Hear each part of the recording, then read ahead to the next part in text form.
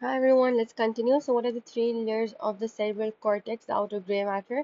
We have molecular, Purkinje, and granular layer. Purkinje layer has flash-shaped cells. These are Purkinje cells. These are Golgi type 1 neuron. Granular layer has granular cells and Golgi cells. Molecular layer has basket and stellate. Stellate are the outermost cells, right? And the white matter, the inner core, it has deep cerebellar nuclei. All the outputs are given out by the deep cerebellar nuclei. And any of the fibers that are incoming, that come into the cortex, uh, for example, the climbing and mossy fibers, they have to interact with the deep cerebellar nuclei. They have to say hi. And another thing that you should know is all the incoming fibers are excitatory in nature. Climbing fibers are climbing fibers are they release aspartate, right? Yes. So climbing fibers release aspartate, and mossy fibers are glutaminergic. Mossy fibers are glutaminergic. Now, mossy fibers interact with the granular cells, whereas the climbing fibers directly interact with the Purkinje cells and stimulate them. Mossy fibers interact with multiple granular cells and stimulates them, of course, by releasing glutamate. And the glutamate cell sends its axon to the molecular layer. It has parallel fibers. These parallel fibers interact with multiple Purkinje cells and also stimulates them. Not just that, but it also stimulates multiple basket and stellate cells. These basket and stellate cells inhibit the Purkinje cells. So indirectly, the parallel fibers are inhibiting the Purkinje cells because even though it's stimulating Purkinje cells, but it's also inhibiting them by activating the basket and stellate cells. Other than that, these granular cells stimulate the Golgi cells, and these Golgi cells secrete GABA and inhibit the granular cells. So basically, this causes autoregulation. So what is happening that these granular layers as well as the mossy fibers, these stimulate the Golgi cells, and Golgi cells in turn inhibit the granular cells. So it's basically it plays a very important role in autoregulation. What are we talking about? The Golgi cells, right?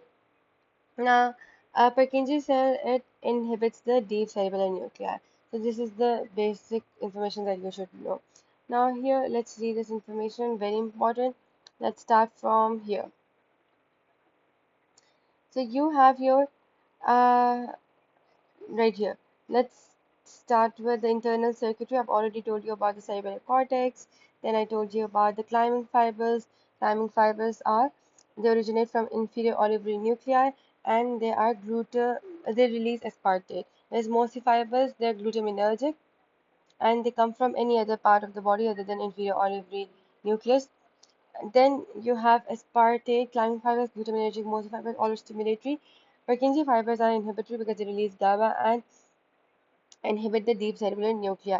Then I told you about, although the climbing and mossy fibers are directly stimulated to reduce cerebellar nuclei, some of them also synapse into the Purkinje cells, and in doing so, they exert an indirect inhibitory effect on the deep cerebellar nuclei. So directly the excitatory, the climbing fibers and the mossy fibers, they're directly excitatory to deep cerebellar nuclei, but indirectly they're inhibitory because they also excite the Purkinje cells. So when they excite the Purkinje cells, they're indirectly going to inhibit the deep cerebellar nuclei. Same goes for the mossy fibers, stimulates granular, and granular stimulates many Purkinje, and those Purkinje inhibit the deep cerebellar nuclei.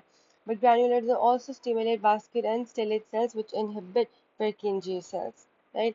So all of that you should know.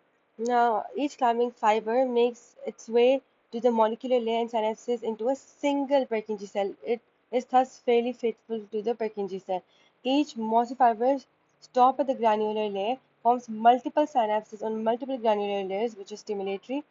So it is not very uh, you could say faithful. It's promiscuous because the mossy fiber. Mossy fibers are glutaminergic, do not forget. Climbing fibers are, they release aspartate.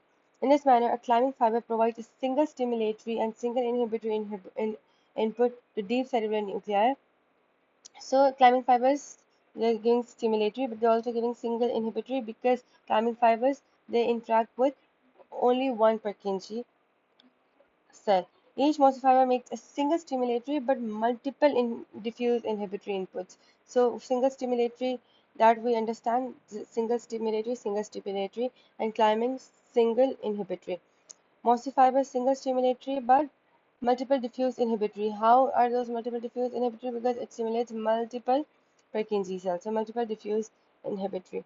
Now, this line, if, for you to understand this, let's come here.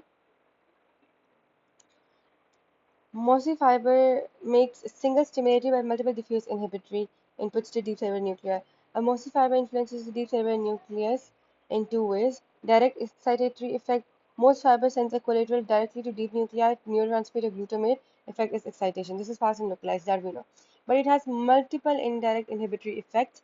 Mossy fibers also go to granular cell. From granular cell, parallel fibers, and then it stimulates many Purkinje cells. Purkinje cells are inhibitory because they release GABA.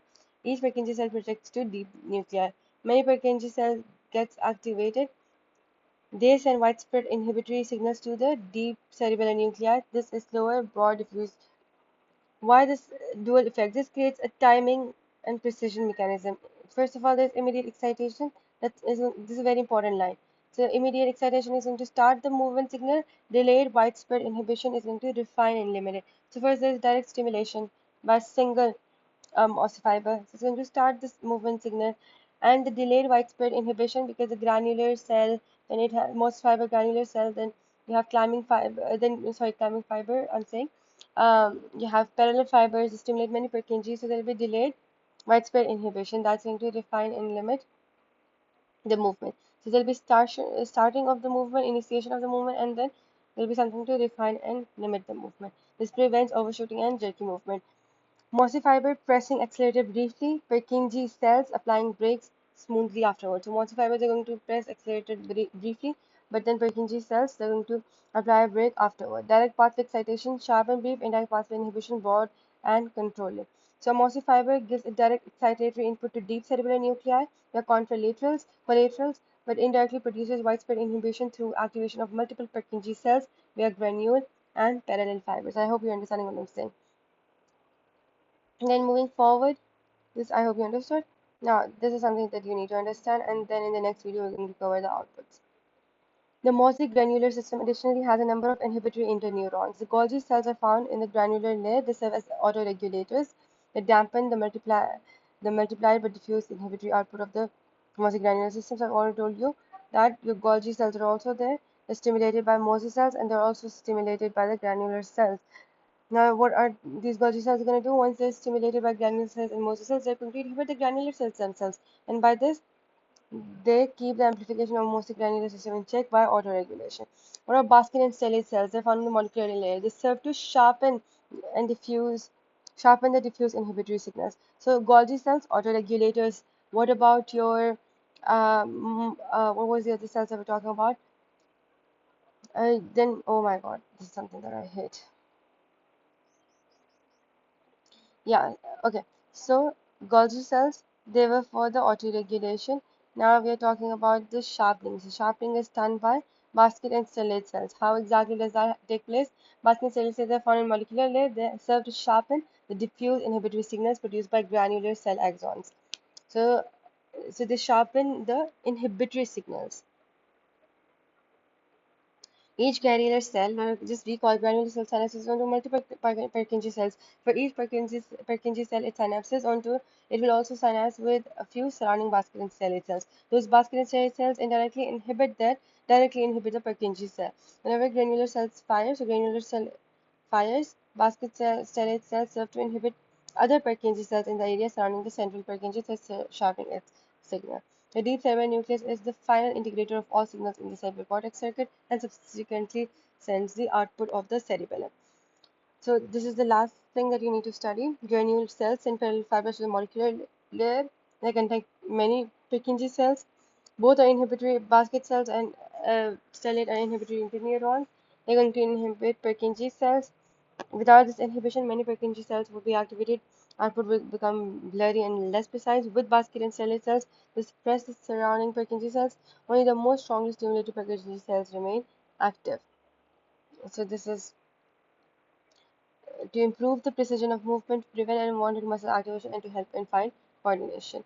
In the next video, we'll cover the inputs and outputs of cerebellum.